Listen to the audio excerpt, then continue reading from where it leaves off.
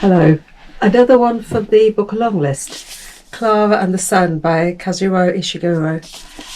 It's a long time since I read one of his books. I think The Buried Giant was the last one of his that I read. So I was intrigued to pick this one up. And it's set in a world that you don't think is too far removed from where we are now. It gives you the impression that it's not that far in the future. And Klara is an artificial friend. She has been designed to be the friend of a teenager, a companion. So the teenager isn't lonely, because we're in a world where teenagers are almost genetically modified. They are lifted, and the lifted children get the better education. They get the better way through life, but it does carry a risk by genetically modifying a child. So you've got the lifted children, and their education is done through, as Klara describes, oblongs, iPads, and it's almost a very solitary existence because they are in their houses with their oblongs. And the artificial friends are there to provide companionship, to watch over them. Klara is the narrator of the book, and she is such a wonderful narrator. She gets under your skin. She is naive.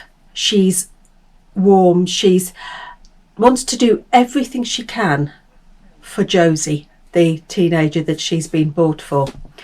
There is a reason why she has been bought for Josie, but that is revealed later on in the book, and I'm not going to give any spoilers away.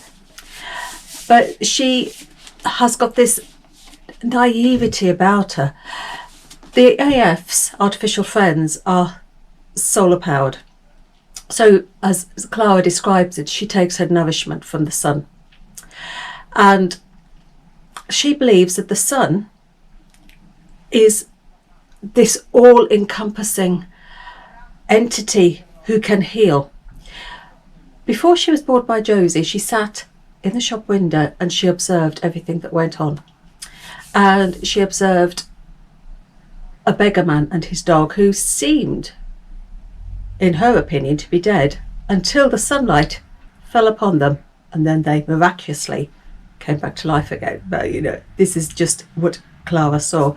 So when Josie gets ill, she believes that the sun will heal her, and this is her drive. She has this desire to do best for Josie, to heal Josie. We have also in here a sort of love story between Josie and Rick, her next door neighbour, and we have a very interesting discussion as we're reading about AF and what it means to be human. The back of the book. Do you believe in the human heart? I don't mean simply the organ, obviously. I'm speaking in the poetic sense, the human heart. Do you think there is such a thing? Something that makes each of us special and individual. It's an exploration of what it is to be human. And you see Klara's intuition and her belief of what it is to be human. And at the end, she says something and you realise that maybe Klara knows more than we do. It is a lovely book, and Klara gets under your skin, and you forget almost that she is an AF, an artificial friend. The book is written very, I was going to say almost innocently. It uses the language that an artificial friend would use.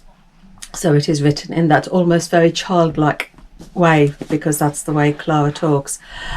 But she gets under your skin, and the ending, well, I'll leave you to decide what you thought about the ending, but it left me quite sad.